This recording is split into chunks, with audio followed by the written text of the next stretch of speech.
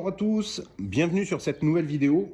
Aujourd'hui, vidéo de présentation d'une antenne multibande de la marque Radioditi qui m'a envoyé cette antenne pour vous la présenter. Une antenne, comme vous allez le voir, ma foi, très intéressante pour la HF, car c'est une antenne, comme vous le voyez, qui est très compacte et qui couvre 10 bandes en HF. Donc c'est assez impressionnant. Donc une très grande polyvalence pour ce genre d'antenne. Donc voici le déballage, on va voir un petit peu de quoi il s'agit. Donc vous avez dans un premier temps l'embase avec une prise SO 239. Vous avez des petits jumpers qui vont nous permettre de régler l'antenne sur la bande avec les petits trous. Et vous avez de fourni avec, comme vous le voyez ici, deux brins qui sont réglables. Donc vous avez un brin, je vais vous le mesurer, qui fait pour le grand 78 cm de longueur. Et un autre brin qui fait 57 de longueur. Ces deux brins, ils sont réglables avec la petite clé Allen qu'il y a fournie avec. Et en fait, ce système est assez astucieux puisqu'il permet de dévisser le petit brin et de faire varier finalement la longueur du brin qui va être au sommet de l'antenne. Donc comment ça se passe? Vous avez cette embase qui va venir se visser directement sur l'antenne.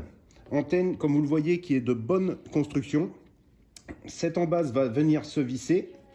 Et ensuite, on va avoir les deux longueurs de brin à venir visser là-dedans. Et on va pouvoir accorder notre antenne sur la bande directement grâce à cette petite molette. Donc système vraiment de fonctionnement très astucieux.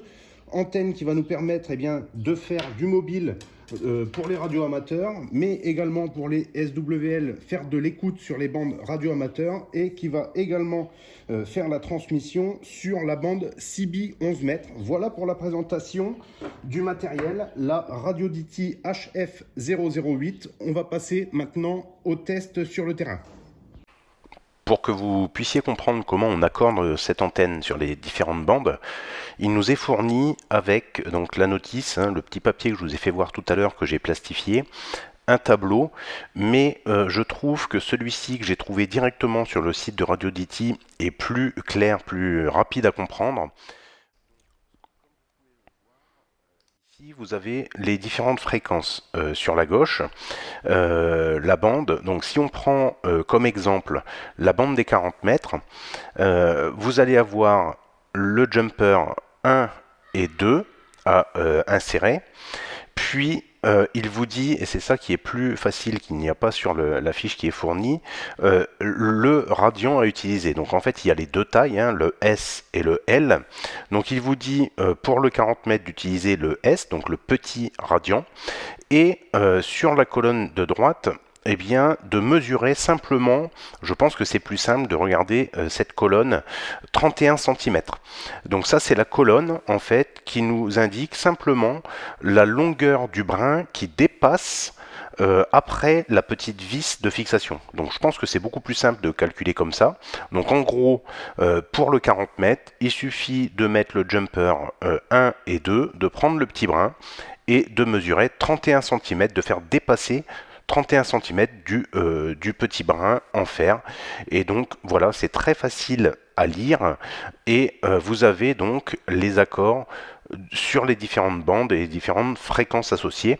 Bien sûr, en fonction de votre installation, il va falloir essayer de tester avec un petit mètre, plus ou moins 1 ou 2 cm, pour vous caler et avoir le meilleur SWR possible sur la bande que vous voulez écouter ou sur laquelle vous voulez trafiquer. Donc voilà, c'est assez simple avec ce petit tableau. Il suffit en gros, comme vous le voyez, de prendre finalement le plus petit des brins qui sert à quasiment toutes les bandes. et simplement de faire dépasser de 31 cm, 44 cm, etc. Pour la CB 41 cm, et puis après, eh bien, on ajuste un petit peu avec notre appareil pour calculer le bon SWR. Voilà, donc voilà comment ça se présente. C'est assez simple finalement à mettre en œuvre, surtout qu'une fois qu'on a réglé correctement, moi je vous conseille, une fois que vous aurez réglé vraiment aux petits oignons la taille de votre brin, eh bien c'est d'y mettre tout simplement un petit coup de marqueur, un petit coup de feutre sur ce brin, pourquoi pas d'une couleur différente en fonction de la bande, et puis comme ça sur le terrain vous n'avez plus que à déplier sur la couleur qu'il vous faut, qui va correspondre à la bande. Voilà. Donc voilà, je viens de faire plusieurs tests.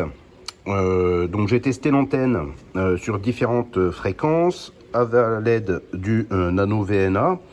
Donc effectivement, je vous confirme qu'avec cette petite vis, finalement, on peut régler parfaitement, donc avoir un SWR correct. Voilà ce que ça donne au niveau du pied du tripode. Donc là vous voyez, donc sur mon banc de test, alors je suis d'accord que les conditions de test sont perfectibles, mais ça marche avec la table en fer, donc ça me fait un bon plan de main. Vous voyez la qualité de ce tripode là pour le coup est vraiment très bien. Donc ça, le tripode là qu'ils vendent chez Radiolity, je le confirme bien. Vous voyez, sacrée plaque, sacrée plaque d'épaisseur. Voilà, vous voyez la qualité là. Donc ça c'est plutôt pas mal. Donc le tripode validé à 100%. Au niveau de l'antenne, voilà, donc quelques, alors manque de peau aujourd'hui, il n'y a vraiment pas de propag, donc pas terrible, donc je ne peux pas vous faire écouter, mais enfin je vous confirme que ça marche, donc j'ai écouté le 7 mégas et le 14 mégas. À l'aide de mon petit récepteur, analysé au Nano VNA, je vous passe les tests, c'est chiant, voilà, donc si vous ne croyez pas, faites-les vous-même. Et puis, donc comme ça fait quelques jours là que je teste cette antenne, je me suis réimprimé et je me suis fait une petite carte, vous voyez, comme ça, qui est beaucoup plus pratique du coup, pour mettre ça avec l'antenne. Donc la petite carte que vous pouvez trouver sur le site de Radiolity. Et donc ça me fait un truc que j'ai plastifié, beaucoup plus pratique à mon avis, beaucoup plus petit. Je me suis fait, comme vous voyez ici, des petits points pour repérer vite fait le 40 mètres, le 20 mètres et le 11 mètres. Voilà, ça c'est les bandes qui m'intéressent à moi.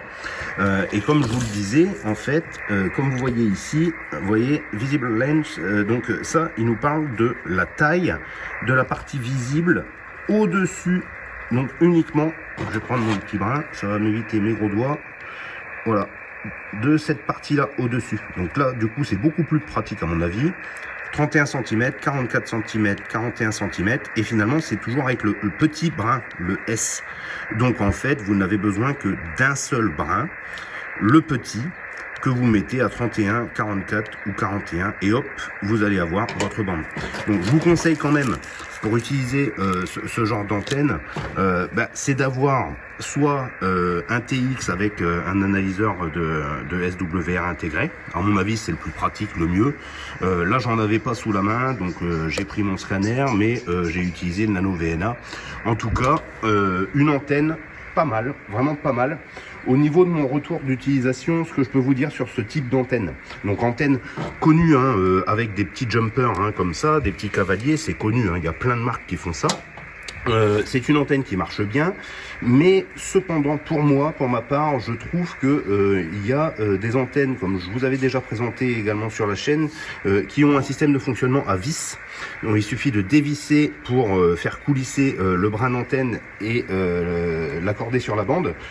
Je pense que c'est un petit peu plus pratique quand même que ces cavaliers. Par contre, si vous cherchez une antenne qui est compacte, puisque c'est quand même vraiment très très bien, c'est que vous voyez la longueur finalement totale. On a une antenne qui est très courte et qui est très polyvalente. Donc si vous cherchez une antenne, vous êtes radio amateur, vous faites du 7 mégas et que vous n'avez pas trop à la bidouiller, là c'est vraiment intéressant parce que vous la réglez une bonne fois pour toutes, vous la laissez comme ça et vous vous retrouvez avec une antenne qui est vraiment courte sur le toit de la voiture ou en conditions comme ça d'expédition.